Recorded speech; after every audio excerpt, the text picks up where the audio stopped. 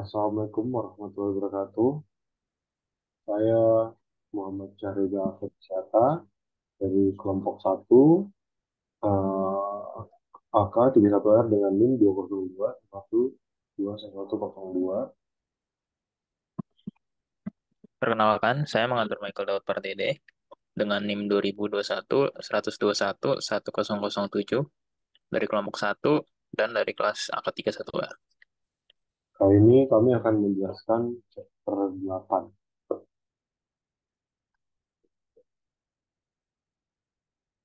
Chapter 8, penilaian persediaan atau pendekatan dasar biaya. Jadi yang kita pelajari itu ada mengidentifikasi persediaan, membedakan sistem persediaan, vertikal sistem dan periodik sistem, mengidentifikasi pengaruh dari kesalahan persediaan atau flat keuangan, memahami item yang tergolong biaya persediaan, dan yang terakhir ada menggambarkan dan membandingkan metode yang digunakan untuk harga persediaan. Nah, di sini ada penilaian persediaan, pendekatan isu persediaan. Nah, itu dibagi menjadi 4. Ada isu persediaan, ada klasifikasi, aliran biaya, kontrol, dasar penilaian persediaan. Terus ada yang keempat, barang fisik yang termasuk persediaan, itu ada 4 juga. Barang dalam perjalanan, barang dicurahkan, perjanjian penjualan khusus, dan yang terakhir ada kesalahan persediaan. Nah, ketiga ada biaya yang termasuk dalam persediaan. Dibagi menjadi 3, yaitu ada biaya produk, biaya tenaga, dan biaya diskon pembiayaan. Yang terakhir ada asumsi aliran biaya, yaitu ada 4. Mengidentifikasi khusus, biaya rata-rata, hitung typo, dan membuat ringkasan analitik. Isu persediaan ini itu ada inventories yang dibagi menjadi 2 penjelasan, yaitu itemnya yang diadakan untuk dijual atau barang yang digunakan dalam produksi barang untuk dijual. Yang bisa dilihat di sini, bisnis dagang persediaan, yaitu ada usaha dagang atau industri.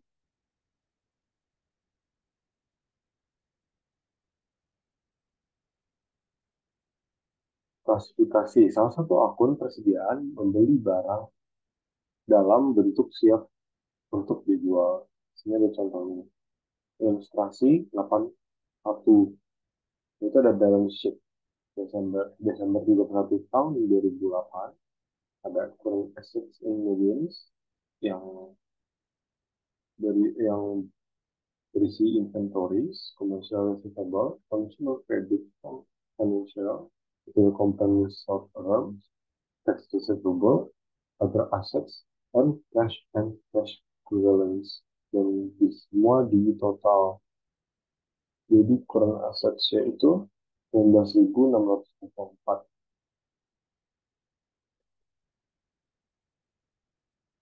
Nah, di sini ada contoh soal lagi, yaitu ada 3 akun, yaitu bahan baku, barang dalam proses, dan barang jadi. Di sini ada ilustrasi rakit tambah 1 ya. Jadi tadi itu kan belum ditambah bahan baku, barang dalam proses, dan barang jadi.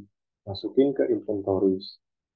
Itu tadi ada apa aja, ada raw material, bahan baku, ada work in process, barang dalam proses, dan yang terakhir ada finished goods atau barang jadi.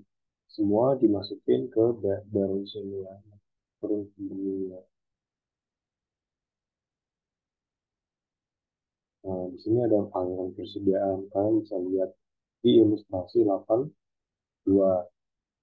Kalau misalnya merchandising company itu um, dari cost of goods purchase menjadi cost of goods sold, dari membeli dijual menjadi cost of goods sold, cost of goods sold, work in process, ada cost of goods manufactured yang masuknya ke finished goods. Ada raw materials, ada labor, overhead, masuk ke working process, ada actual material cost, material use, ada actual labor cost, ada labor applied, so overhead cost, overhead applied. Isu persediaan, aliran biaya persediaan, beginning inventory, the cost of goods available for sale, di tengah-tengah dan beginning inventory itu maksudnya cost of goods sale dan cost of goods purchased juga cost of goods sold mesti juga inventory juga. Perusahaan menggunakan salah satu dari dua jenis sistem memperoleh catatan persediaan atau sistem for credit system, memakai dua sistem doang.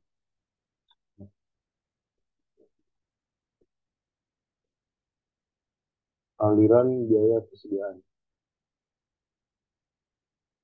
perpetual system, kemudian barang dagang yang di debit ke persediaan, ada angkutan di debit untuk persediaan pengambilan pembelian dan pembelian diskon yang dikreditkan untuk persediaan.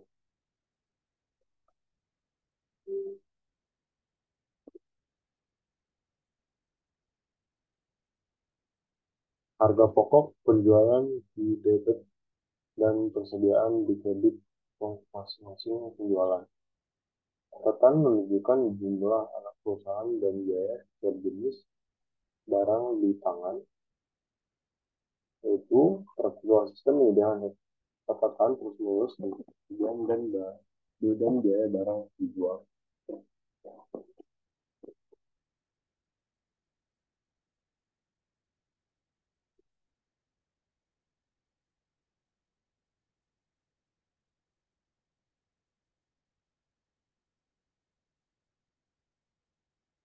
Aliran biaya persediaan. Pembelian barang dagang yang debit untuk pembelian. Ada persediaan akhir ditentukan oleh jumlah fisik. Dan yang ketiga ada perhitungan biaya barang yang dijual. Itu ada apa aja? Ada persediaan awal yang sebesar $100.000. Ada pembelian bersih sebesar $800.000. Ada ada barang tersedia untuk dijual sebesar $900.000. Ada persediaan akhir sebesar $125.000 dan semua akan ditotal dan menjadi harga pokok penjualan yang hasilnya sebesar $775.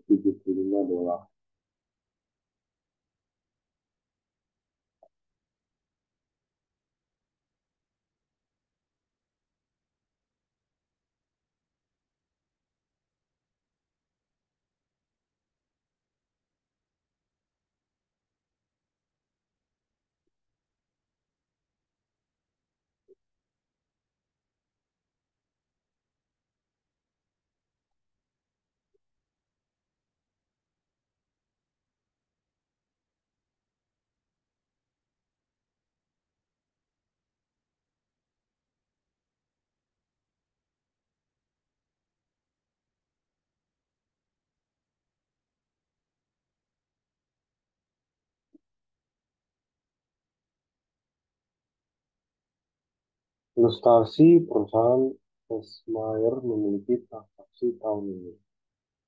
Ada begini inventory, minutes, at $6, dengan $600. Ada purchases 900 units, $6 per satunya, ya, 5.400. Else, 900 unit, satunya $12.000. Ada itu, ini inventory 400 units at per $6, kemudian tempat transaksi ini harus menggunakan dua sistem. Ya, sistemnya guys. sistem perpetual atau enggak sistem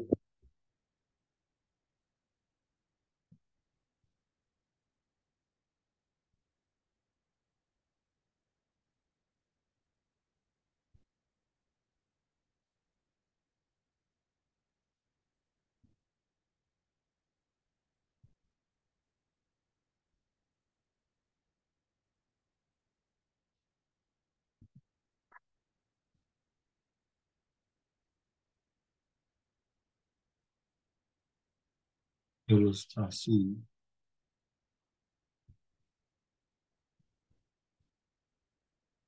Kalau bisa lihat ilustrasi.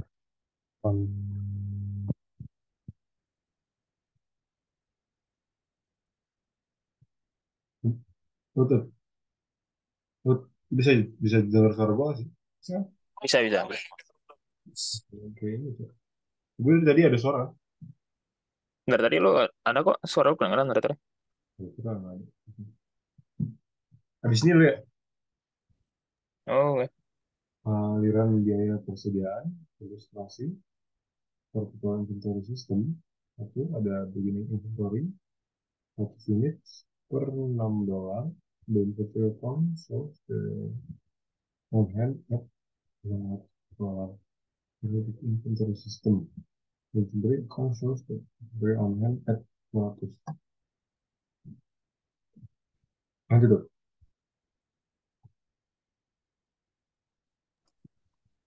Oke, berikutnya ada aliran biaya persediaan. Di sini ada contoh soal, yaitu mengasumsikan bahwa pada akhir periode pelaporan, akun persediaan tersebut dilaporkan $4.000. Namun, hitungan fisik persediaan sebenarnya menunjukkan $3.800. Penjurnalan untuk mencatat penurunan nilai yang diperlukan adalah sebagai berikut. Jadi salah mencatat yang seharusnya 3.800, tapi dicatat menjadi 4.000. Sehingga untuk pembetulannya yaitu di debit ada persediaan lebih dan kurang sebesar 200, dan di kredit ada persediaan sebesar 200. Ada juga persediaan lebih dan kurang menyesuaikan biaya barang dijual. Dalam prakteknya, perusahaan kadang-kadang melaporkan persediaan lebih dan kurang di pendapatan lain-lain dan pengeluaran lain-lain bagian dari laporan laba rugi.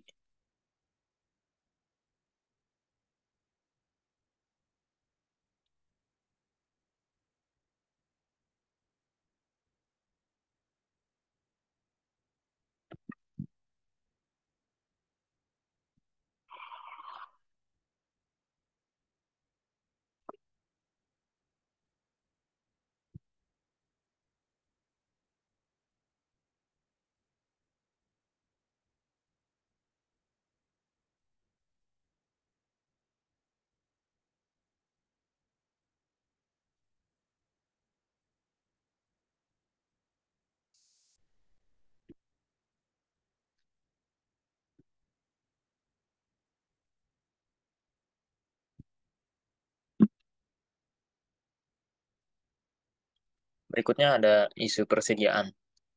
Kontrol. Semua perusahaan membutuhkan verifikasi periodik terhadap catatan hasil persediaan sebenarnya.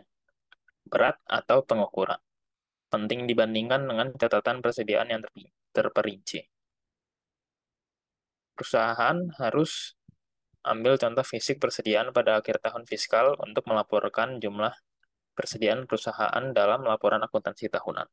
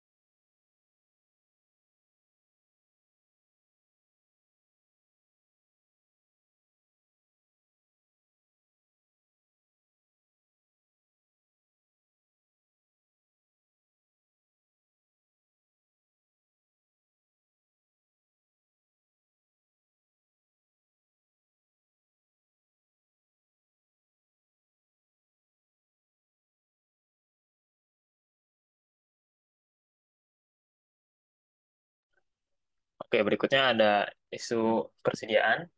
Isu dasar dalam penilaian persediaan. Perusahaan harus mengalokasikan semua biaya barang yang tersedia untuk dijual antara barang yang dijual atau digunakan dan yang masih ada di tangan. Ilustrasi berikut, terdapat beginning inventory pada Januari 1 sebesar $100.000, cost of goods acquired or produced during the year sebesar $800.000, kita totalkan menjadi $900.000, dan kita catat kepada total cost of goods available for sale. Kemudian ada ending inventory pada Desember 31 sebesar $200.000, dan kita jumlahkan atau kita kurangi sehingga hasil akhir menjadi $700.000 yang kita catat kepada COGS during the year.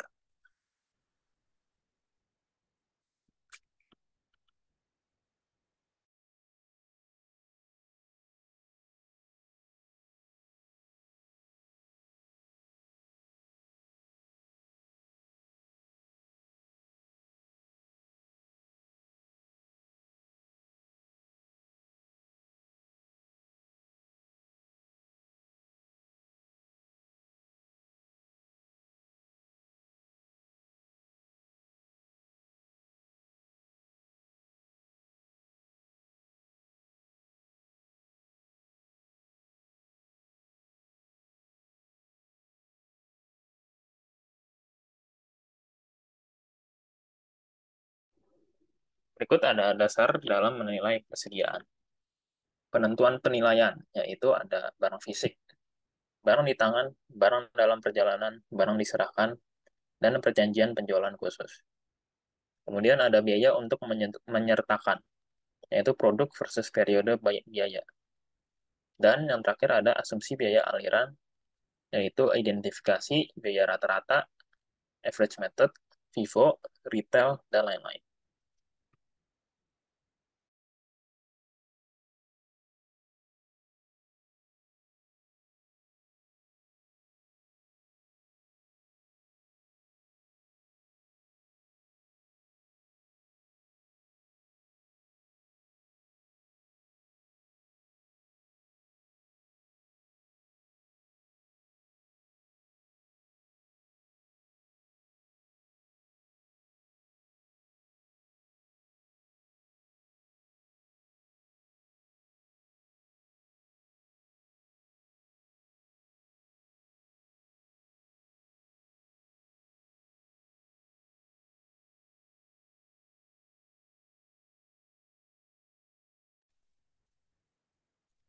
Oke, berikutnya ada barang yang termasuk persediaan. Perusahaan harus mencatat pembelian pada saat memperoleh hak legal barang. General Rule. Inventory is buyers when received, except FOB shipping point, buyers at time of delivery to common carrier, consignment goods, sellers, not buyers, sales with buybacks, sellers also, not buyers, sales with high rates of returns, buyers, if you can estimate the returns, and sales on installments, buyers if you can also estimate collectibility.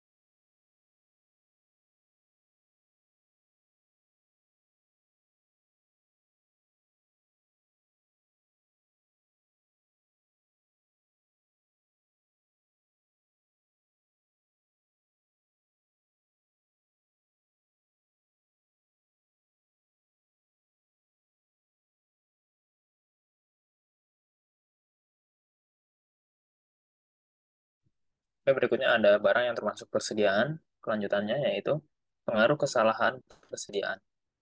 Kesalahan penyajian persediaan akhir, yaitu yang pertama ada di Statement of Financial Position, inventory, understated, retained earnings, understated, working capital, current assets slash current liabilities, understated, current ratio, current assets divided by current liabilities, understated as well. Kemudian ada di income statement yaitu COGS, overstated, dan net income, understated. Pengaruh kesalahan pada pendapatan dalam 1 tahun selanjutnya akan diimbangi. Namun pernyataan pendapatan akan salah untuk tahun kedua.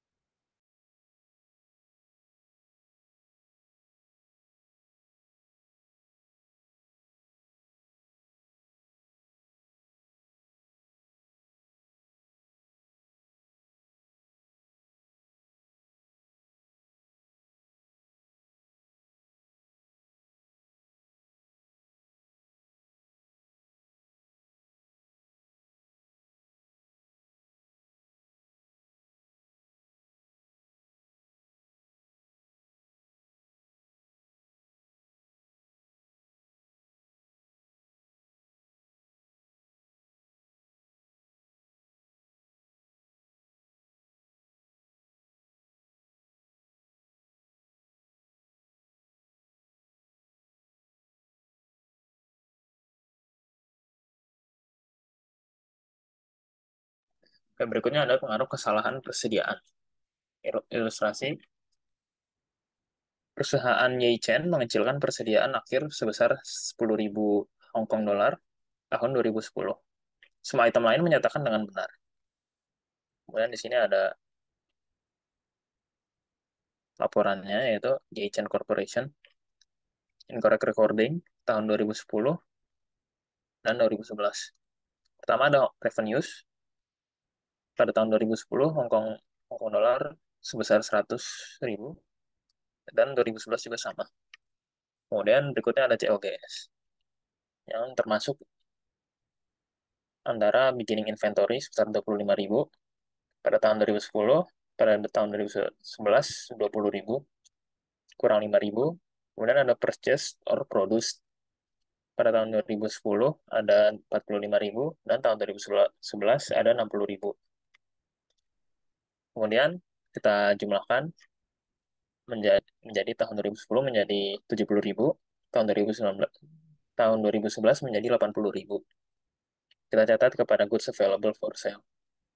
Dikurangi dengan ending inventory pada tahun 2010 sebesar 20.000, 2011 sebesar 40.000, hasil akhir 2010 50.000, dan hasil akhir 2011 40.000. Kita catat ke dalam COGS, dan kita akan mendapat gross profit. Gross profit tahun 2010 sebesar 50.000, gross profit tahun 2011 sebesar 60.000. Kemudian kita kurangi dengan administrative and selling expense pada tahun 2010 sebesar 40.000, tahun 2011 sebesar 40.000 juga. Kita kurangi mendapat hasil tahun 2010 10.000 dan tahun 2011 20.000. Dan kita catat pada net income. Jadi total income untuk 2 tahun yaitu 30.000 Hong Kong dolar. Kemudian ada correct recording yang sebenarnya. Pada revenues tetap sama, pada COGS pada tahun 2010 25.000 tetap, tetapi pada tahun 2011 diganti menjadi 30.000. Pada purchase or produce tetap juga sama, kita tambahkan, jadi hasil goods available for sale pada tahun 2010 tetap sama, sedangkan pada tahun 2011 naik menjadi 90.000. Kita kurangi dengan ending inventory. Pada tahun 2010 itu sebesar 30.000, naik 10.000 pada incorrect recording, dan pada tahun 2011 sebesar 40.000, sehingga dapat hasil akhir 40.000 dan 50.000. Kita kita catat kepada COGS, kemudian kita akan mendapat gross profit sebesar 60.000 tahun 2010 dan 50.000 tahun 2011. Kita kurangi dengan admin expense sebesar 40.000, sehingga mendapat hasil akhir 20.000 pada tahun 2010 dan 10.000 pada tahun 2011 sehingga total income untuk 2 tahun yaitu $30.000.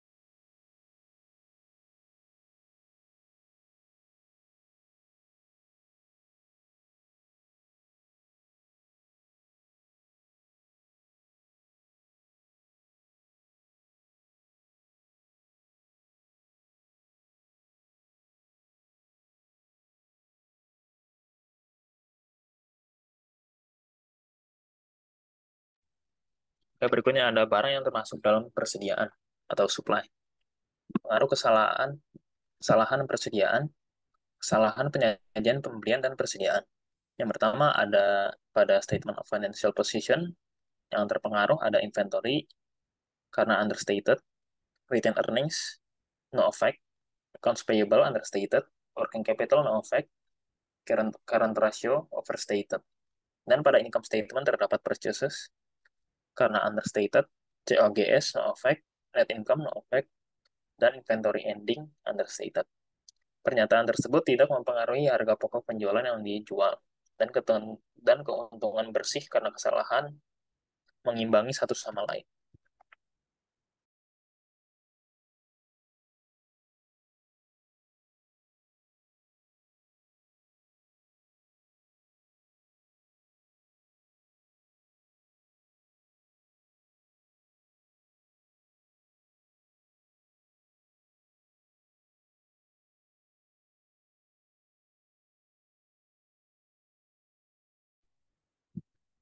Berikutnya ada biaya yang termasuk persediaan, yaitu ada biaya produk, yaitu biaya yang berhubung langsung dengan membawa barang untuk membeli. Kemudian ada biaya periode, ya, yaitu penjualan umum dan biaya administrasi. Dan yang terakhir ada perlakuan diskon pembelian, yaitu kotor versus metode bersih.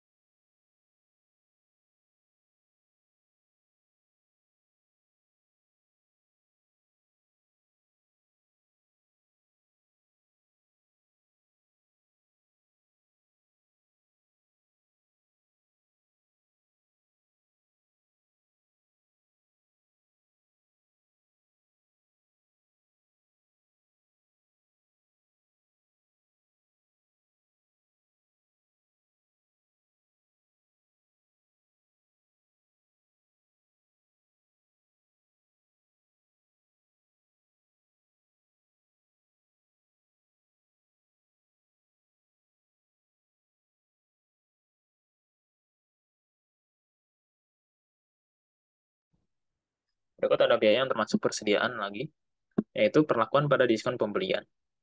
Perlakuan pada diskon pembelian yaitu terdapat tabel seperti berikut, gross method dan net method. Yang pertama ada purchase cost $10,000, terms 2 out of 10, net 30. Kemudian ada invoices of 4,000 are paid within discount period. Dan yang terakhir ada invoices of $6,000 are paid after discount period.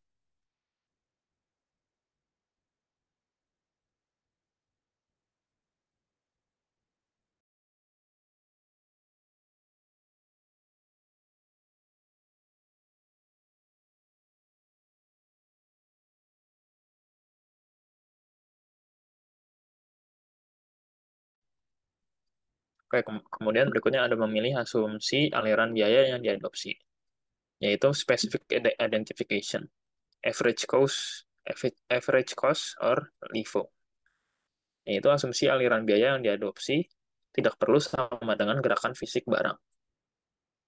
Metode yang diadopsi harus menjadi salah satu yang paling jelas, mencerminkan periodik pendapatan.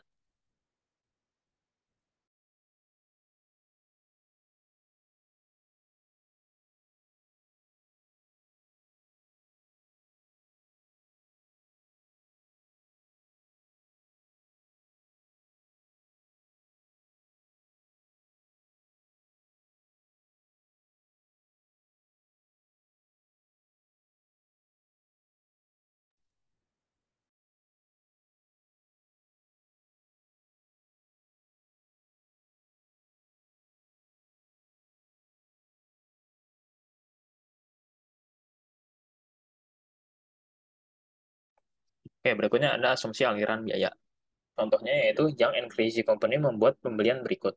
Pertama ada one item pada 2 Februari 2011 untuk $10. Yang kedua ada satu item untuk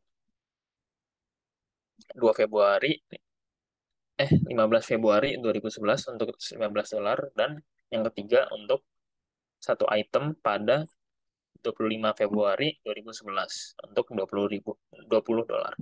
Yang Crazy Company menjual satu item pada tanggal 28 Februari 2011 dengan harga $90. Apa yang akan menjadi keseimbangan persediaan akhir dan harga pokok penjualan untuk bulan Februari 2011 dengan asumsi perusahaan menggunakan FIFO, biaya rata-rata, dan asumsi aliran biaya identifikasi khusus. Asumsi pajak adalah 30%.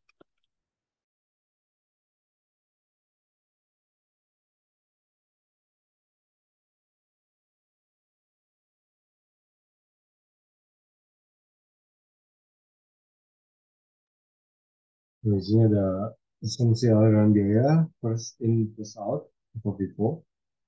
Kalian bisa lihat, inventory balance dengan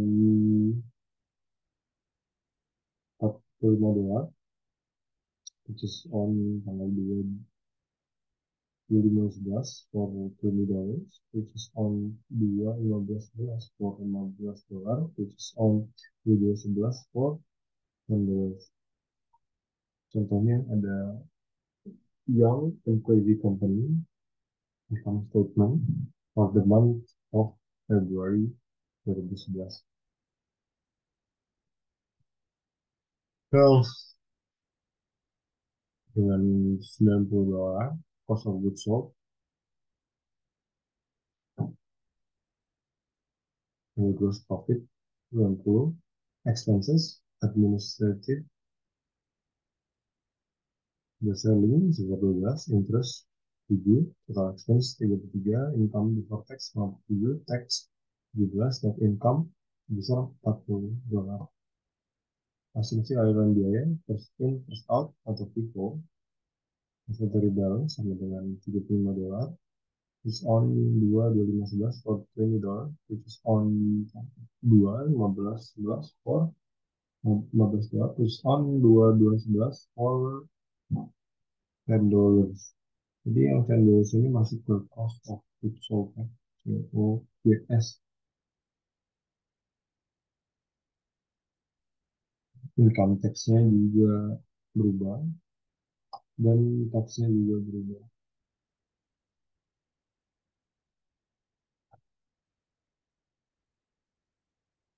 Sini juga yang berubah itu ada income before tax dan COGS-nya berubah juga. Terus on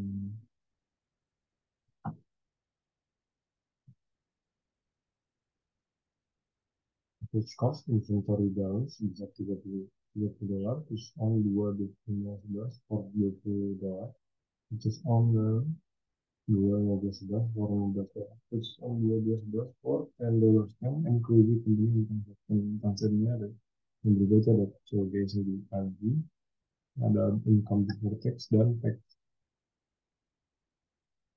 COGS sebesar 15, income before tax sebesar 42, tax sebesar 12.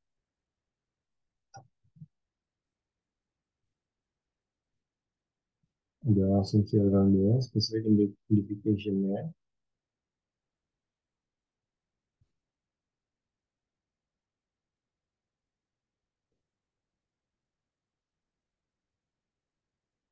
Di sini tuh berubah ketika tergantung ada penjualan, itu yang terjual, yang mana yang terjual duluan. Yes, kamu sektor. Asumsi aliran biaya, ringkasan laporan keuangan.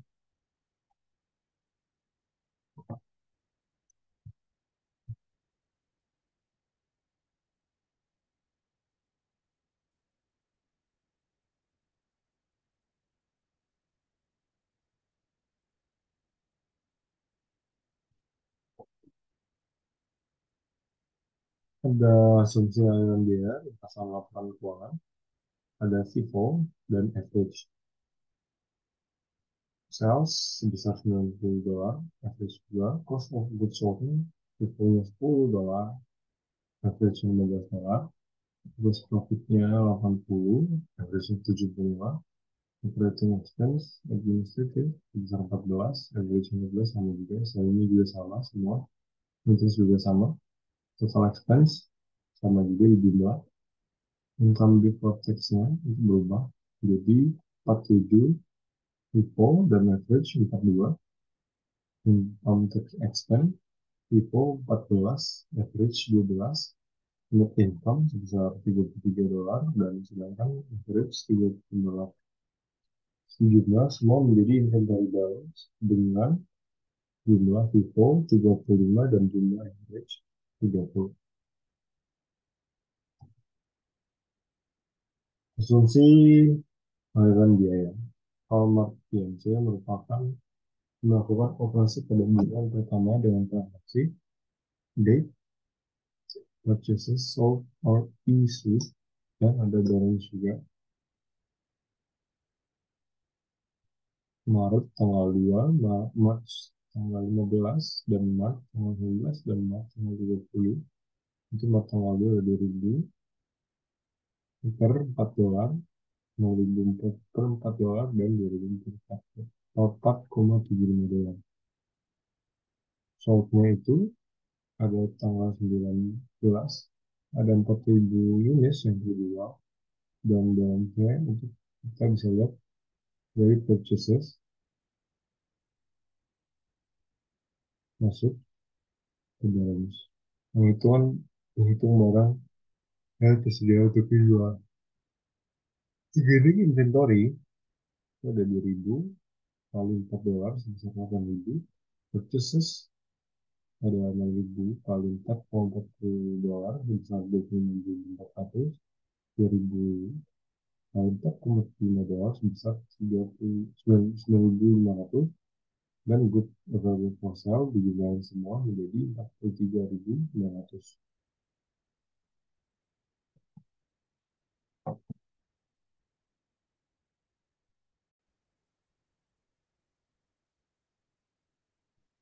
Metode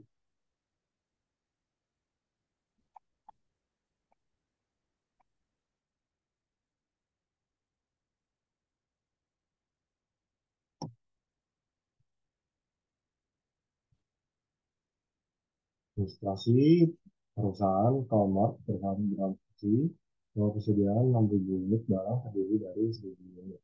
Membeli pada tanggal 2 Maret, membeli 3.000 unit pada tanggal 15 Maret, dan 30 Maret itu membeli 2.000 unit. Cara menghitung persediaannya adalah akhir dan HP produksi itu dengan cara kalian bisa lihat di bawah ilustrasi 18. Ya, ada tanggal, ada number of units, ada unit cost, dan ada unit total cost. Ya, sorry tersebut. So, good of good available for sale, ada debit ending inventory. Nah, di sini tinggal dijumlahin aja semua. Ada average cost, weighted average, date of invoice, ada number of units, ada unit cost, ada total cost, ada average cost per unit, inventory in units, kan ada. Cost of goods available for sale, big ending inventory, moving average, bertangga, purchase, sold, or issued, ada bahasa juga. Contohnya, dalam metode ini, alamat menghitung biaya rata-rata unit baru setiap melakukan pembelian. Bisa lihat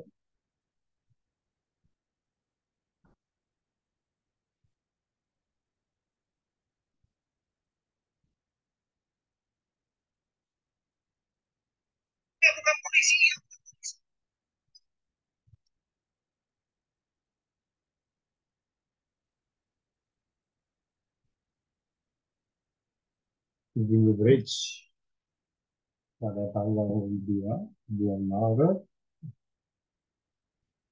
ada Maret tanggal 15 dan Maret tanggal 15 dan 30.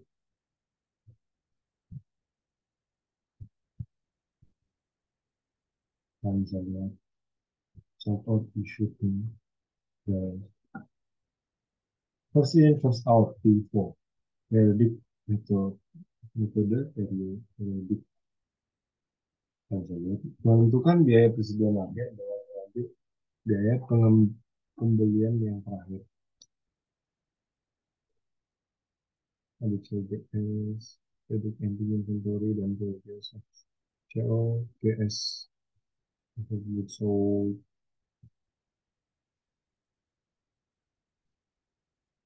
masih 8, 15. Perpetual method itu berbeda dengan periodiknya. Nah, bisa lihat di sini untuk contohnya ilustrasi 8, 16. Dalam semua kasus, yang mana FIFO digunakan persediaan dan harga pokok penjualan akan sama pada akhir bulan, tetap apakah perpetual sistem atau periodic sistem digunakan. Ini contohnya sendiri.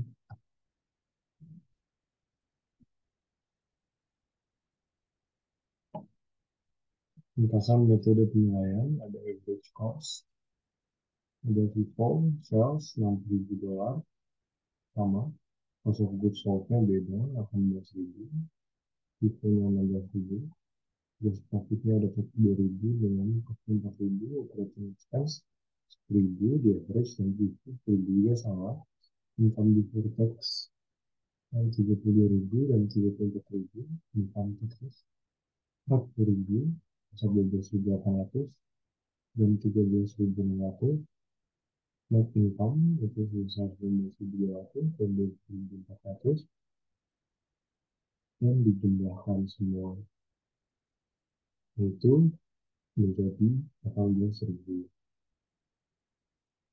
Maaf, 36.000 dan tiponya 18.000. Yang 36.000 dibagi 10.000 dengan $36 dan $36 dikalikan 5.000 sama dengan 18.000.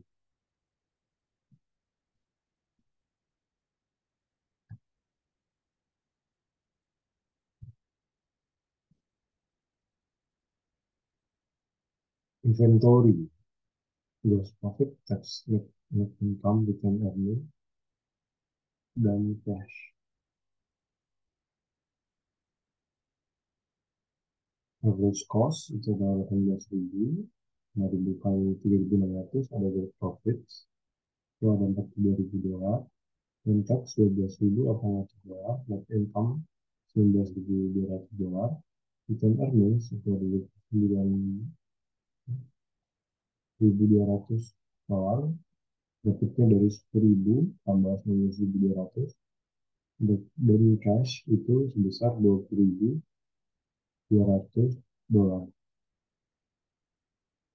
Vivo itu dari 20.000 dapatnya dari 5.000 kali 14, gross profit 44.000, taxes itu ada 13.200, net income ada 20.400, return earnings ada 30.400, itu dapat dari 1.000 tambah 20.400, dan cash yang terakhir ada 19.400. Nah, di sini Ada rumusnya. Cash at year end itu ada beginning balance ditambah sales dikurang purchases dikurang operating expense dan taxes. Average cost itu tinggal ditambah ya,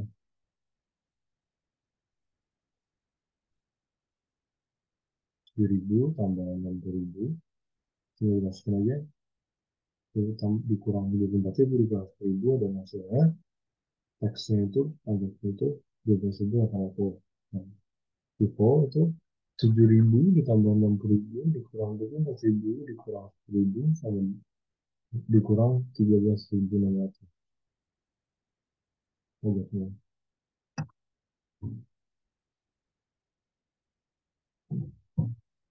FIFO flow assumption IFRS FIFO tidak diinginkan untuk keperluan pelaporan keuangan, namun itu diperbolehkan untuk pelaporan keuangan di Amerika Serikat, diizinkan untuk keperluan pajak di beberapa negara, dan gunakan itu dapat menghemat tabungan pajak yang signifikan. Ini adalah last in first out gitu. Contohnya, kalau ya, transaksi pada bulan pertama operasi itu debt dalam Maret tanggal 2, Maret 15, Maret 15 dan Maret 30 yang tadi ya. Nah, mungkin cara menghitung barang tersedia untuk dijual itu penggunaannya adalah bagi terjadi 1.000 kali $4, 2.000 dapat dari mana dari purchases tanggal Maret di bulan Maret 2 di Maret itu menjadi 8.000, dan terus purchasesnya itu 6.000 kali 4,40 dapat dari mana dari Maret tanggal 15 lumayan, jadi hasilnya ada itu 6.400, ada 2.000 kali 4,75 dapat dari mana dari tanggal 30 Maret yang hasilnya 9.500, dan semua dijadikan menjadi goods available for sale menjadi dengan nilai 43.900.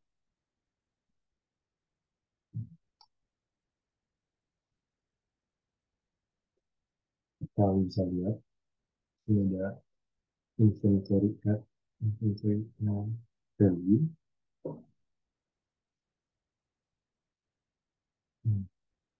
Ada balance sheet, ada juga entry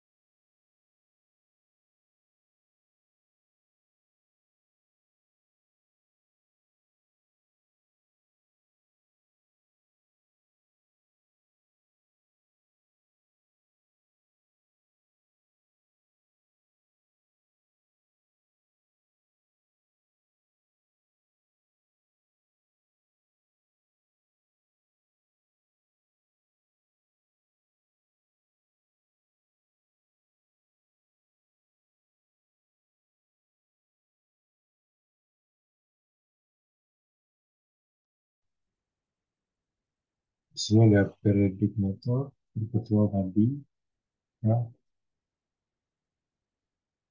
ada di LIFO, reverse cadangan. Beberapa perusahaan menggunakan LIFO untuk pajak dan laporan keuangan eksternal. LIFO average cost or standard cost system untuk tujuan laporan internal alasannya. Satu, keputusan harga menjaga catatan lebih mudah. Pengaturan bagian keuntungan dan bonus untuk sementara waktu itu melaporkan. Ini ada contohnya ya. Teknik company menggunakan metode LIFO untuk pelaporan internal dan LIFO untuk tujuan pelaporan eksternal. Di Januari tanggal 1 2011, yang diperbolehkan untuk mengurangi persediaan untuk keseimbangan LIFO $20.000 di Desember 31 2011, Aceh harus 50.000 hasilnya. Teknik Booth um, realize pengaruh LIFO dan membuat entry berikut pada akhir tahun. Ini penjualannya adalah harga pokok penjualan sudah 30.000 dan cadangan untuk mengurangi persen untuk LIFO itu ada 30.000. Ini contohnya lagi, Dassler Co. has $30.000 of steel in its inventory on December 31, 2011 with cost determined on a specific goods LIFO approach.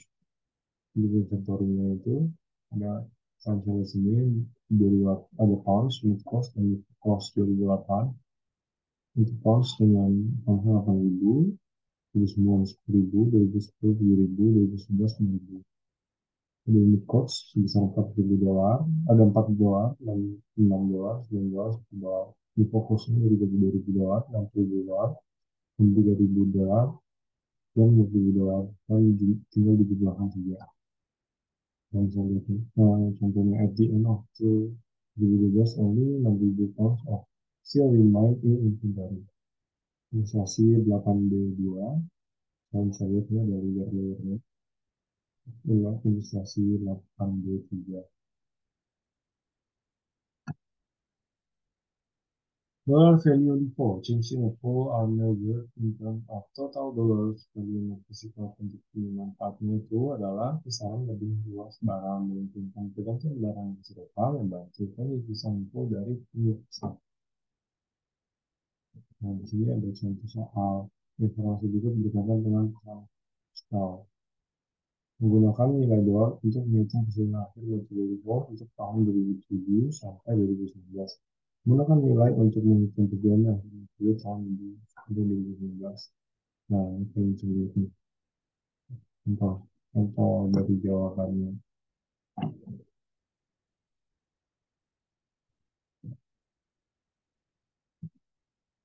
Ada interior penukir, dari atmosfer, beli, bangun shift, cernaan, ada ini.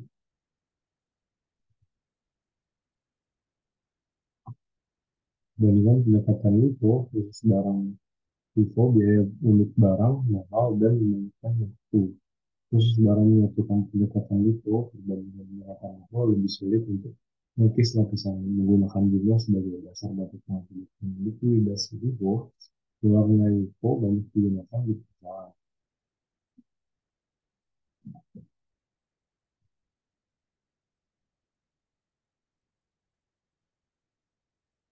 Untuk lanjut,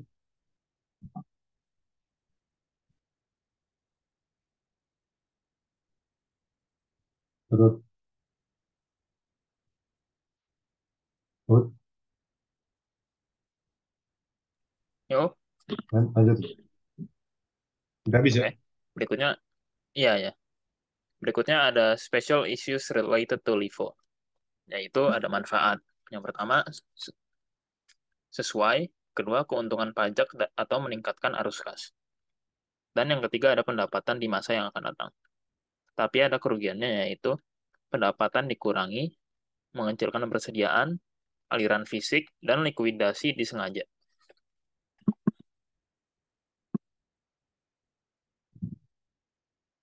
Next. Kemudian ada dasar untuk metode pemilihan persediaan. LIFO umumnya lebih disukai karena satu, jika harga penjualan meningkat lebih cepat daripada biaya. Dua, jika perusahaan memiliki cukup konstan stok dasar. Kemudian LIFO yang tidak sesuai yaitu jika harga cenderung tertinggal dari biaya, jika identifikasi tradisional digunakan, dan ketika unit biaya cenderung menurun saat produksi meningkat. Next.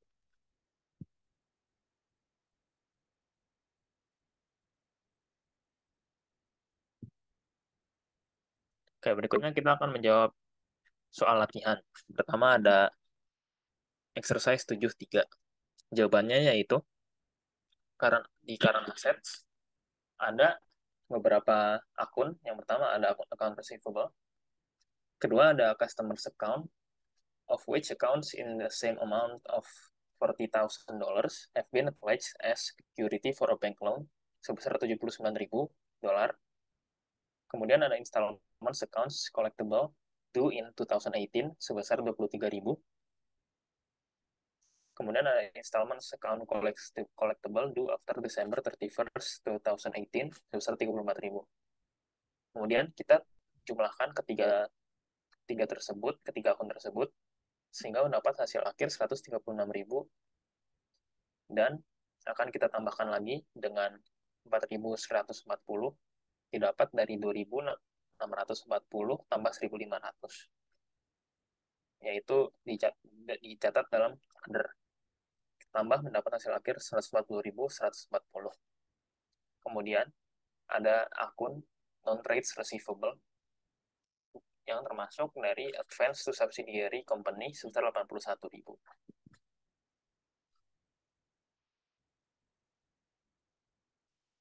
Kemudian untuk jawaban exercise 79 ada untuk jawaban yang A ada kita catat di jurnal sebagai bad debt expense di debit sebesar 5.350 dan AFDA atau allowance for doubtful accounts sebesar 5.350 juga di kredit didapat dari $90.000 dikalikan dengan 4%. Kemudian hasil itu ditambah dengan 1.750 sehingga mendapatkan hasil akhir 5.350. Kemudian untuk jawaban B, ada bad debt expense di debit sebesar 2.800 dan AFDA di kredit sebesar 2.800 didapat dari $90.000 dikalikan dengan 5%. Kemudian hasilnya dikurangi dengan 1.700.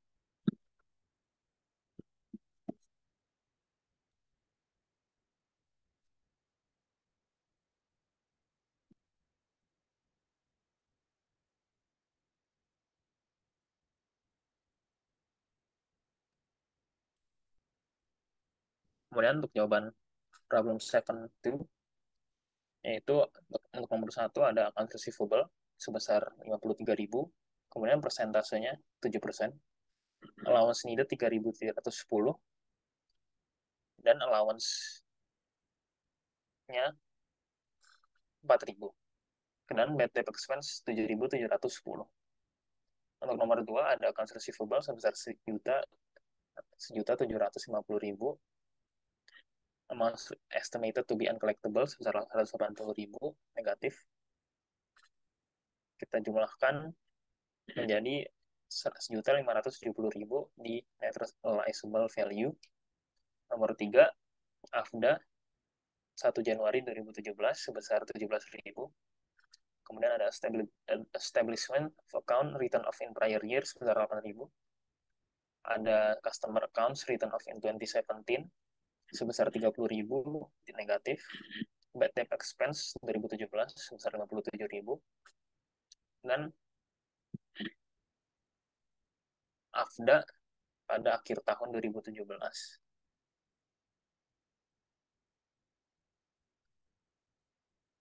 Didapat dari akun di atas dijumlahkan sehingga mendapat hasil akhir 52.000. Kemudian nomor 4 ada bad debt expense untuk 2017 sebesar 84.000 dan customer account written off as uncollectible during 2017 sebesar 24.000 negatif. Akan kita jumlahkan sehingga mendapat 60.000, kita catat kepada AFDA akhir tahun 2017. Kemudian ada lagi catat jurnal berikutnya, account receivable for doubtful accounts 950.000. AFDA pada akhir tahun 2017 60.000 ditambahkan kedua tersebut menjadi 1.010.000 dolar yang akan kita catat kepada account receivable before deducting allowance for doubtful accounts. Dan yang terakhir nomor 5 ada accounts receivable sebesar 310.000, persentase 3%, sehingga mendapat hasilnya 9.300. Kita catat kepada BTP expense before adjustment. Dan AFDA 14.000, kita menjumlahkan 9.300 tambah 14.000 menjadi 23.300. Kita catat kepada bad debt expense as adjusted. Next.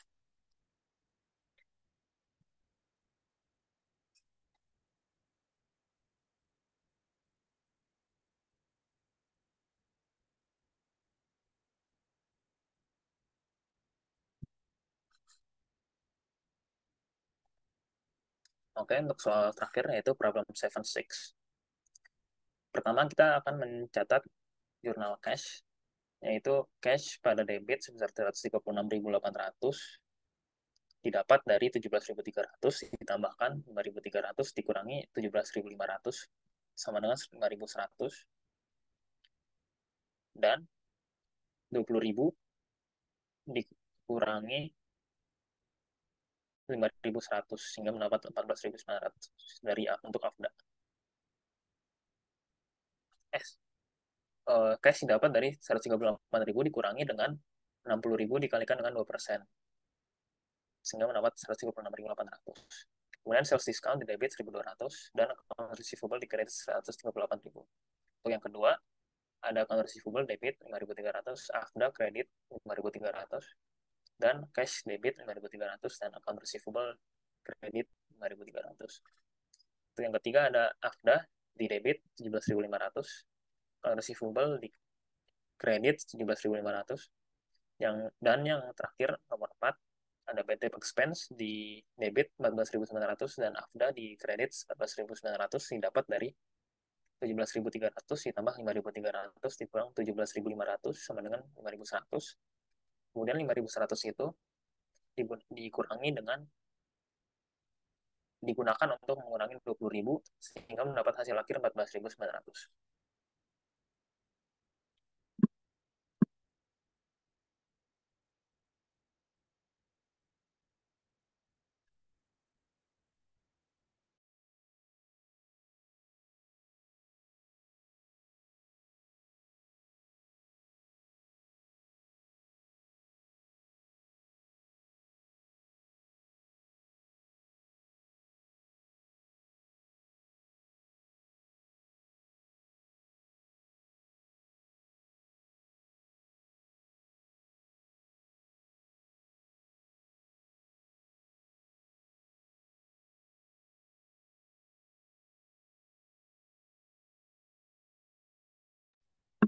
Oke, sekian dari kelompok kami. Mohon maaf jika ada salah kata-kata. Semoga semoga dapat bermanfaat bagi saudara. Sekian dari kelompok kami. Terima kasih.